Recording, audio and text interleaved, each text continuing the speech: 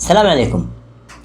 4 أو 5 فيديوهات اللي نزلتها في القناة هذه و4 أو 5 فيديوهات اللي نزلتها في القناة الثانية شروحات لطرق ربط الواتساب، واتساب عمر، واتساب ذهبي، أي واتساب معدل. بس بعدين الشركة لما بدأت تحظر طريقة الربط، حتى طريقة الربط الشركة تحظرها. بعدين اكتشفنا إنه في عن طريق الروت الوهمي نستطيع إن احنا نربط الواتساب. ربط طبعا طريقة الروت هذه صعبة شوية، تكون فيها مشاكل، فيها تعقيدات، فيها تحتاج أجهزة مثلا إمكانيتها عالية، في بعض الأجهزة ما تتحمل الروت الوهمي. عشان كذا جبت لكم اليوم شرح سهل وجدا بسيط لربط الواتساب، واتساب عمر، واتساب ذهبي، أي واتساب معدل. الطريقة هذه إيش هي؟ بجيب لكم اختصار لها، إن إحنا نقوم بتشغيل فيبين. الفيبين هذا مش إنه يشغل الجهاز كامل، مش للجهاز كامل، لازم نركز. في فيبين يشغل الجهاز كامل، في فيبين يشتغل على تطبيق واحد بس. احنا بنحتاج فيبين يشتغل على تطبيق واحد فقط. الفيبين هذا موجود، بعمل لكم هو في الشرح وأوريكم طريقة استخدامه.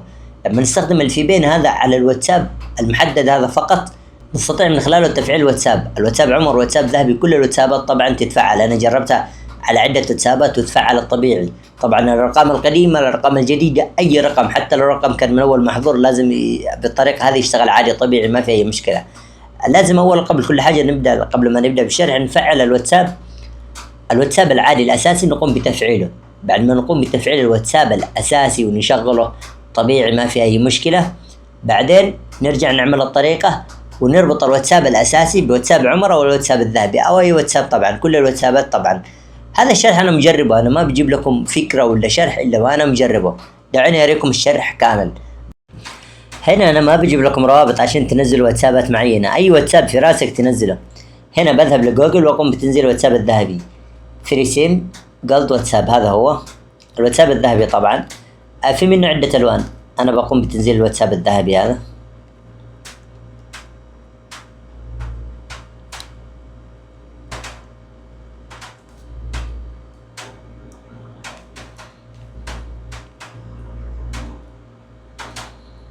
هنا طبعا كما تشاهدون كل الألوان هذه متوفرة. أنا بقوم بتنزيل الذهبي وبعدين ننزله عادي طبيعي.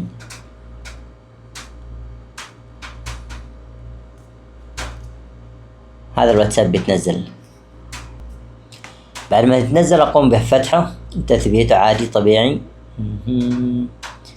تثبيت. بعد ما أفتح أعمل السماح بالوصول وبعدين أرجع وخلاص. لغة عربية language.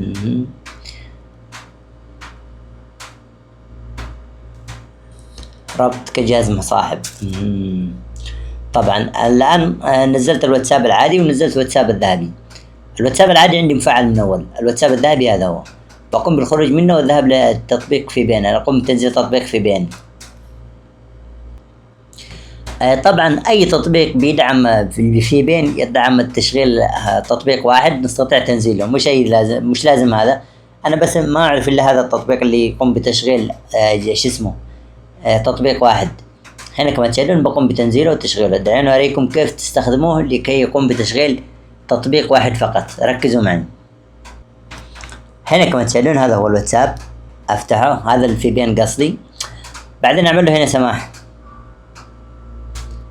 هنا موافق. هنا ما يحتاج هذه. طبعا هنا بروح للإعدادات، لازم أركز هنا في الخطوات هذه. هنا في الخطوات هذه إعدادات الشبكة الخاصة الافتراضية.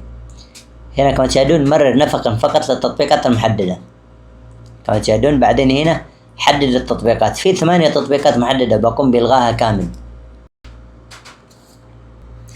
هنا بعد ما قمت بإلغاء تحديد التطبيقات اللي كانت موجودة بقوم بتحديد الواتساب الذهبي فقط وبعدين أعمل هنا تم. هنا كما تشاهدون الآن برجع من هنا وأقوم بتشغيله من هنا بدء وأعمل له هنا موافق. العقبة اللي حصل هنا إنه التطبيق هذا يحتاج اشتراك اللي هو الفيبين. طبعا أي تطبيق يكون فيه نفس الميزة نستطيع استخدامه، لكن هنا أنا بعمل إيش؟ هنا كما تشاهدون إيش عندي؟ الاشتراك غير محدود 99 لمدة شهر. أنا معلم من هذه. هنا إيش الموجود؟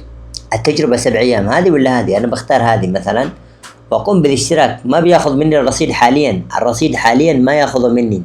هنا كما تشاهدون أنا إذا جيت بربطه ما بياخذ مني الرصيد لانه عندي فترة تجريبية 7 ايام.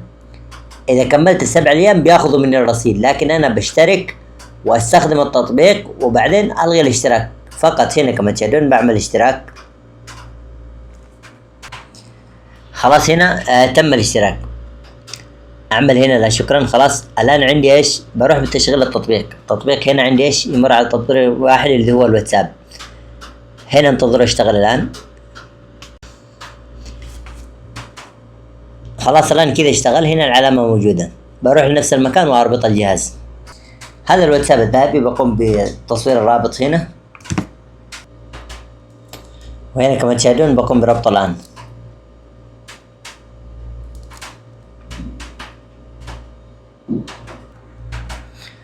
هنا كما تشاهدون الان الواتساب اشتغل. هذا الواتساب الذهبي هذا رابطه حاليا برقمي القديم اللي هو محظور من الواتساب عمر، محظور من كل الواتسابات. هنا على طول ربطته بنفس الطريقة. طبعا هنا الفي بي ان حاليا شغال. الان بعد ما يرتبط ويكتمل التشغيل هنا خلاص الان تم التهيئة، ارتبط خلاص كذا شغال، ما عندي اي مشكلة. الان عندي المهمة الثانية الغاء الاشتراك. هنا الغاء الاشتراك، اذا ذهبت هنا نفس المكان الدفعات والاشتراكات، بعدين هنا الاشتراكات، بعدين هنا كما تشاهدون هذا هو سيفون برو. كما تشاهدون هنا عندي ما اخذ مني الرصيد حاليا، لسه عندي 7 ايام دفع تجربة، بس انا هنا بعمل الغاء اشتراك. خلاص هنا بكتب اي عذر وخلاص الغاء الاشتراك، عشان كذا اضمن ما ياخذوا مني ولا شيء. هنا كذا خلاص الان تم الغاء الاشتراك، ما بياخذوا مني ولا فلس. وهذا الواتساب الذهبي بكل امكانياته، شو اسمه، حفظ الرسائل المطولة، منع الاتصال، كل الميزات هنا موجودة عندي، ما في اي ميزة ما هي موجودة.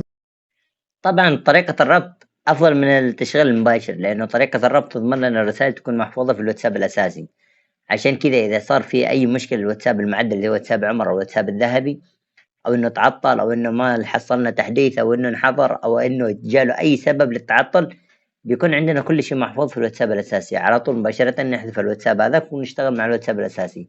وغير كذا بيكون الرسائل موجودة هنا وهنا، ما في لا فرق. وبعدين عندنا الطريقة هذه تزبط لكل الواتسابات، حتى اذا ما حصلنا تحديث لاي واتساب نستطيع ربطه بالواتساب الثاني بنفس الرسائل اللي هي موجودة في الواتساب الاساسي، بيجي عندنا في الواتساب الثاني، سواء كان ذهبي، جي بي واتساب عمر، اي واتساب، كل الواتسابات بنفس الطريقة، ما في اي مشكلة. طبعا اذا استفدت من الفيديو اعمل لايك للفيديو وشاركه لغيرك لكي يستفيد. اما القناة اذا اردت الاشتراك فيها فهذا افضل لك، لان القناة مهتمة بالتطبيقات وشروحات التطبيقات ومشاكل التطبيقات والاشتراكات وكل حاجة يختص بالتقنية وبالجوال.